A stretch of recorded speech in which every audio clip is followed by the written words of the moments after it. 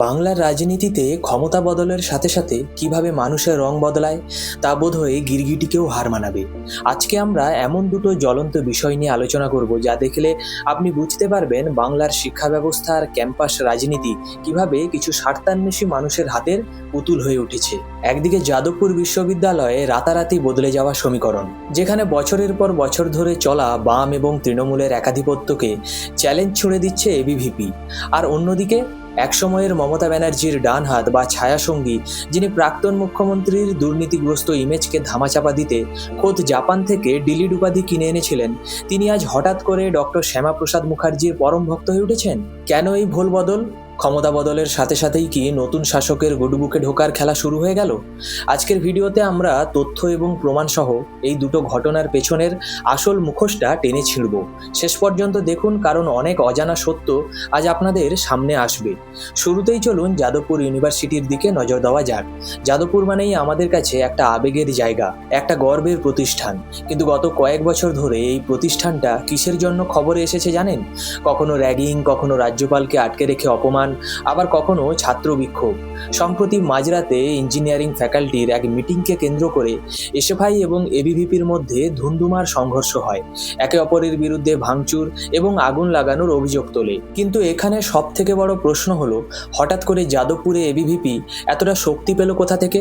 বিশ্লেষণ করলে দেখা যায় বিজেপির একটা বড় মাইনাস পয়েন্ট হলো বাংলায় তাদের নিজস্ব কোনো ডিরেক্ট ছাত্র সংগঠন নেই।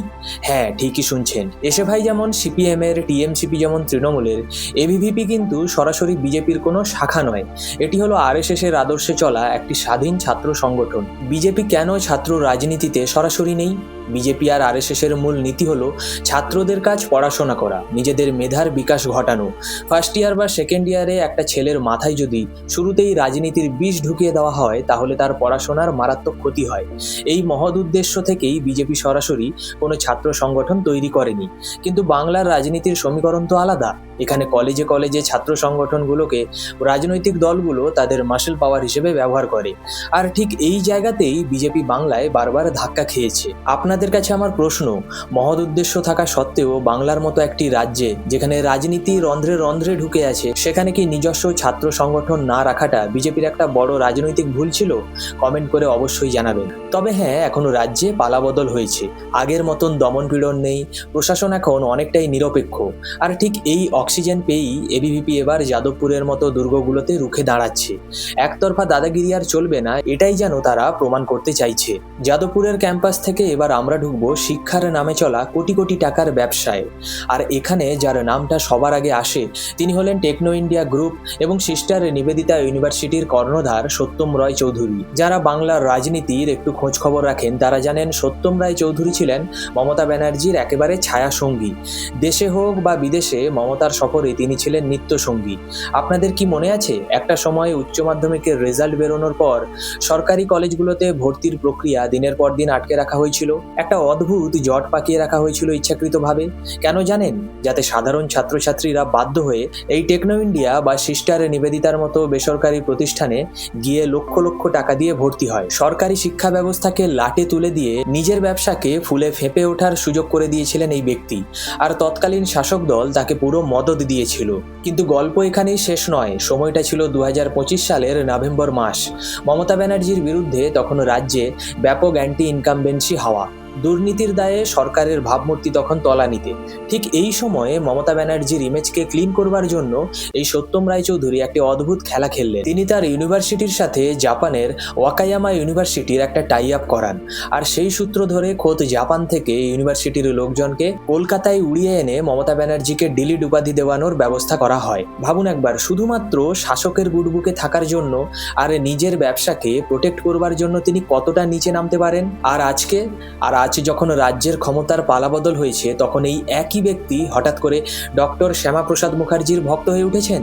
সম্প্রতি সিস্টার নিবেদিতা ইউনিভার্সিটির তরফ থেকে ঘটা করে ডক্টর শ্যামাপ্রসাদ মুখোপাধ্যায়ের রচনা সংগ্রহ প্রকাশ করা হয়েছে। যে মানুষটার সারা জীবনের রাজনীতি আর ব্যবসার ভিত্তি ছিল তৃণমূলের দালালি করা, সে আজ শ্যামাপ্রসাদ মুখার্জির বই প্রকাশ করে নতুন শাসকের সিম্প্যাথি কুলোতে চাইছে।